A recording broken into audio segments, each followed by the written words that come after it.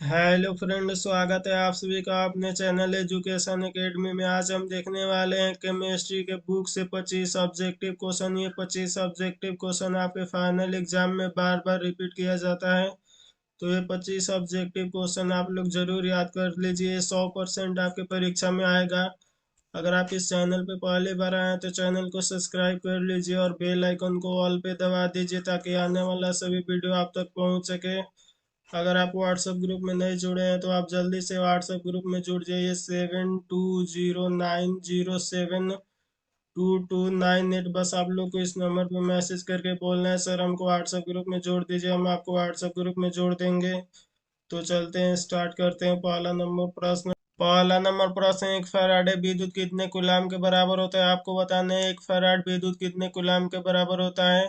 Option A 96,550, option B 96,500, option C 96,000, option D 95,500। तो ये 96,500 होता है, यानी बी नंबर बिल्कुल ही राइट आंसर हो जाएगा। चलते हैं 2 नंबर प्रश्न पे। 2 नंबर प्रश्न है, निम्नलिखित में से किसमें विलयन का अणु संख्या गुणधर्म नहीं है? ऑप्शन ए परासरण दाब, ऑप्शन बी पृष्ठ तनाव, ऑप्शन सी पृष्ठ दाब का अवनमन, ऑप्शन डी हिमांक का अवनमन।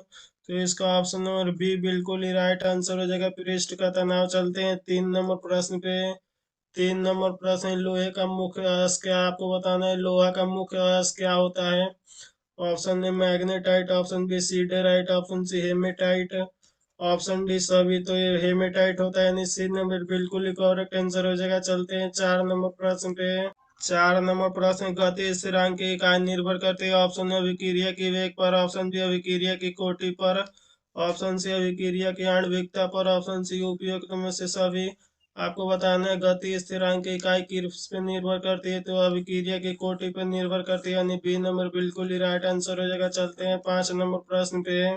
5 नंबर प्रश्न है, आवर्त सारणी के ग्रुप एक के तत्वों को कहा जाता है। आपको बताना है ग्रुप एक के तत्वों को किस नाम से जाना जाता है। ऑप्शन ए क्षारीय धातु, ऑप्शन बी क्षारीय भूमिज धातु, ऑप्शन सी अक्रिय गैस, ऑप्शन डी इनमें से कोई नहीं। तो इसका ऑप्शन नंबर ये बिल्कुल ही राइट आंसर हो जाएगा, क्षारीय धातु के नाम से जाना जाता है। चलते हैं 6 नंबर प्रश्न पे। 6 नंबर प्रश्न, निम्न में से किस में सी तथा Mg दोनों उपस्थित होते हैं। ऑप्शन ए चूना पत्थर, ऑप्शन बी को चौक, option C Iceland spar, option D dolomite. तो ये डोलोमाइट होता है, यानी डी नंबर बिल्कुल ही राइट आंसर हो जाएगा। चलते हैं 7 नंबर प्रश्न पे। 7 नंबर प्रश्न, धातु क्रम में प्रयुक्त खनिजों की मृदा अशुद्धियां कहलाती हैं। ऑप्शन ए धातुमल, ऑप्शन बी गालक, ऑप्शन सी अघात्री, ऑप्शन डी अयस्क। तो ये अघात्री होते हैं, यानी सी नंबर बिल्कुल ही राइट आंसर हो जाएगा। चलते हैं 8 नंबर प्रश्न पे। 8 नंबर प्रश्न है, जिंक सल्फाइड का रंग होता है। आपको बताना है जिंक सल्फाइड किस रंग का होता है। ऑप्शन ए श्वेत, ऑप्शन बी काला, ऑप्शन सी भूरा, ऑप्शन डी लाल। तो ये श्वेत रंग का होता है, यानी ये नंबर बिल्कुल ही राइट आंसर हो जाएगा। चलते हैं 9 नंबर प्रश्न पे। 9 नंबर प्रश्न, निम्नलिखित में से कौन सा धातु साधारण तापक्रम पर द्रव हो जाता है। आपको बताना है इनमें से कौन सा धातु होता है जो साधारण तापक्रम पर द्रव हो जाता है। Option A zinc, option B पारा, option C bromine, option D जल। तो इसका ऑप्शन नंबर बी बिल्कुल ही राइट आंसर हो जाएगा, पारा होता है। चलते हैं 10 नंबर प्रश्न पे। 10 नंबर प्रश्न, निम्न में से कौन एक प्रथम संक्रमण श्रेणी का तत्व नहीं है। आपको बताना है इनमें से कौन प्रथम संक्रमण श्रेणी का तत्व नहीं है। ऑप्शन ए लोहा, option B chromium, option C magnesium, option D nickel. तो ये मैग्नीशियम नहीं होता है, यानी सी नंबर बिल्कुल ही राइट आंसर हो जाएगा। चलते हैं 11 नंबर प्रश्न पे।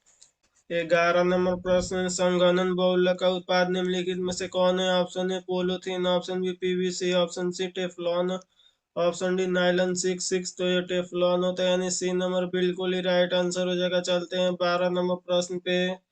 12 नंबर प्रश्न, निम्नलिखित में से कौन प्राकृतिक बहुलक है। आपको बताना है इनमें से कौन प्राकृतिक बहुलक होता है। Option A protein, option B cellulose, option C रबड़, ऑप्शन डी उपयुक्त में से सभी। तो इसका ऑप्शन नंबर ए बिल्कुल ही राइट आंसर हो जाएगा, प्रोटीन होता है। चलते हैं 13 नंबर प्रश्न पे। 13 नंबर प्रश्न, निम्नलिखित में से कौन संघनन बहुलीकरण का उत्पाद है। Option A polythene, option B PVC, option C Teflon, option D nylon 6 आपको बताना है संघनन बहुलीकरण का उत्पाद कौन है। तो ये टेफ्लॉन होता है, यानी सी नंबर बिल्कुल ही राइट आंसर हो जाएगा। चलते हैं 14 नंबर प्रश्न पे। 14 नंबर प्रश्न, निम्न में से कौन पॉलिएस्टर पॉलीमर है। Option A nylon 6, option B terylene, option C bakelite, option D melamine, तो इसका ऑप्शन नंबर बी बिल्कुल ही राइट आंसर हो जाएगा, टेरिलिन होता है। चलते हैं 15 नंबर प्रश्न पे। 15 नंबर प्रश्न, नाइट्रोजन युक्त बहुलक है, आपको बताना है नाइट्रोजन युक्त कौन बहुलक होता है। Option A bakelite, option B isoprene का, ऑप्शन सी रबड़, option D nylon. Six six तो आइसोप्रीन का होता है, यानी बी नंबर बिल्कुल ही राइट आंसर हो जाएगा। चलते हैं 16 नंबर प्रश्न पे। 16 नंबर प्रश्न, इंसुलिन एक हार्मोन है, आपको बताना है इंसुलिन कौन सा हार्मोन होता है। ऑप्शन ए वसा, option B protein, option C carbohydrate, option D इनमें से कोई नहीं, तो ये प्रोटीन होता है, यानी बी नंबर बिल्कुल ही राइट आंसर हो जाएगा। चलते हैं 17 नंबर प्रश्न पे। 17 नंबर प्रश्न, ग्लूकोज में कायरल कार्बन की संख्या कितनी होती है। Option A 6, option B 5, option C 4, option D 3, तो ये 5 होती है, यानी बी नंबर बिल्कुल ही राइट आंसर हो जाएगा। चलते हैं 18 नंबर प्रश्न पे। 18 नंबर प्रश्न, निम्न में से कौन एक प्रथम संक्रमण श्रेणी का तत्व नहीं है, आपको बताना है इनमें से कौन प्रथम संक्रमण श्रेणी का तत्व नहीं है। ऑप्शन ए लोहा, option B chromium, option C magnesium, option D nickel, तो मैग्नीशियम नहीं होते, यानी सी नंबर बिल्कुल ही राइट आंसर हो जाएगा। चलते हैं 19 नंबर प्रश्न पे।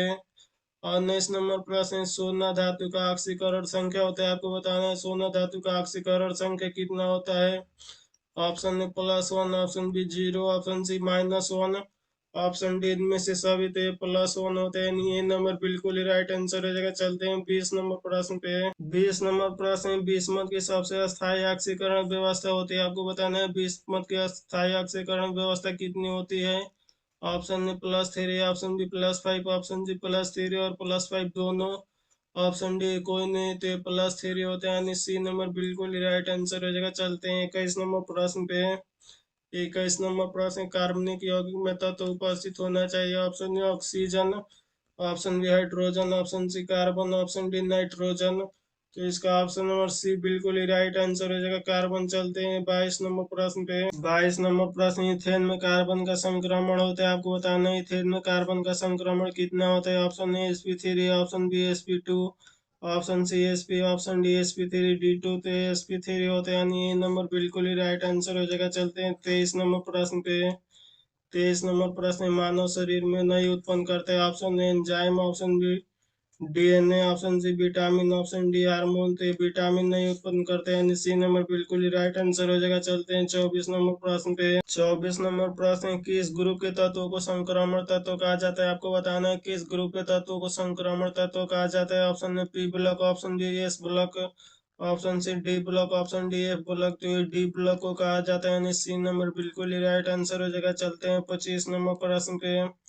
25 नंबर प्रश्न, पृथ्वी की सतह पर सर्वाधिक प्राप्त तत्व, आपको बताना है पृथ्वी की सतह पर सबसे ज्यादा तत्व कौन सा पाया जाता है।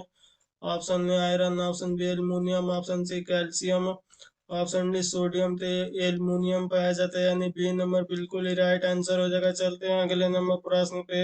इस प्रश्न का उत्तर आप लोग कमेंट बॉक्स में बताइएगा। निम्नलिखित में से कौन बायोडिग्रेडेबल बहुलक है, आपको बताना है इनमें से कौन बायोडिग्रेडेबल बहुलक होता है। Option A cellulose, option B polythene, option C PVC, option D nylon. Six six, तो आप लोग इसका आंसर कमेंट बॉक्स में बताते जाइएगा। थैंक यू बाबू, फिर मिलते हैं अगले वीडियो में, तब तक मन लगा के पढ़ाई कीजिए। Take care and bye.